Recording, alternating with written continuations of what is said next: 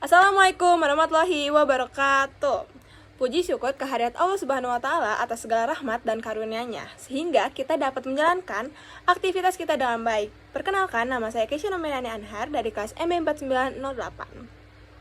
Pada kesempatan ini, saya akan mempresentasikan atau menjelaskan tentang analisis studi kasus yang berjudul Dilema Sang Arsitek Muda dengan pendekatan ajaran Islam yang dilandasi Al-Quran, hadis, serta pandangan para ulama.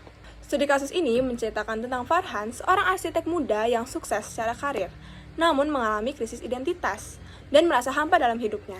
Ia kemudian mulai mendekatkan diri kepada Allah dengan menjalankan ibadah sholat dan juga bersedekah. Namun dalam pekerjaannya, Farhan menghadapi kebingungan atau dilema ketika diminta merancang bangunan yang diragukan secara etika agama. Selain itu, ia juga harus menyelesaikan konflik antar karyawan yang berbeda keyakinan terkait penggunaan ruangan ibadah. Sekarang kita masuk ke masalah yang pertama, yaitu krisis identitas dan juga kekosongan spiritual. Menurut saya ini terjadi karena Farhan yang terlalu fokus ke dunia, tapi kebutuhan spiritualnya ini kurang terpenuhi. Dalam Al-Quran dijelaskan bahwa hati itu cuma bisa tenang dengan mengingat Allah. Nah, ini juga sejalan dengan Imam Al-Ghazali yang bilang kalau kebahagiaan sejati itu bukan dari materi saja, tapi dari kedekatan kita sama Allah. Jadi bisa disembuhkan bahwa masalah Farhan ini bukan karena dia kurang sukses, tapi karena dia kurang dekat secara spiritual. Masalah yang kedua, Farhan mulai kembali ke agama Islam. Menurut aku, ini langkah yang sangat tepat, alhamdulillah, karena dalam Islam semua orang pasti pernah salah. Tapi yang terbaik itu orang yang mau bertaubat.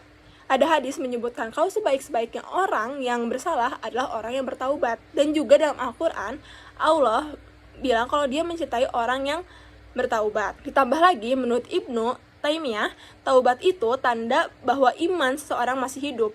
Jadi perubahan Farhan ini bukan sebuah kelemahan, tapi justru tanda kebaikan. Yang ketiga, dilema pekerjaan yang bertentangan dengan syariat agama Islam. Dalam Islam, pekerjaan harus dilakukan secara halal dan tidak boleh mendukung perbuatan yang bertentangan dengan ajaran agama.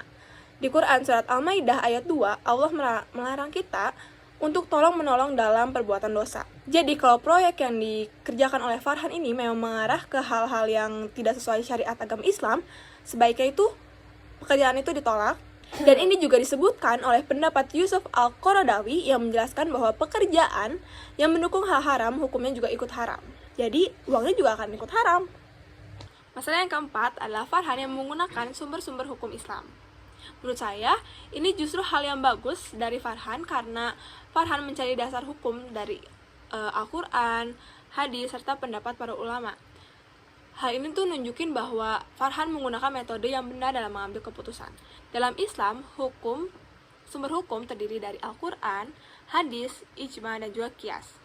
Dengan berpegang pada sumber tersebut, keputusan yang diambil akan lebih bijaksana dan juga sesuai syariat agama Islam.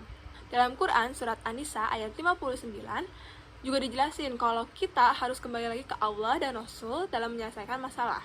Dan menurut Imam Asy-Syafi'i, memang sumber hukum Islam itu harus digunain secara berurutan dan benar. Jadi, nunjukin kalau Farhan ini berpikir secara matang dan juga sesuai syariat agama Islam. Masalah yang terakhir, masalah yang kelima adalah konflik antar umat beragama.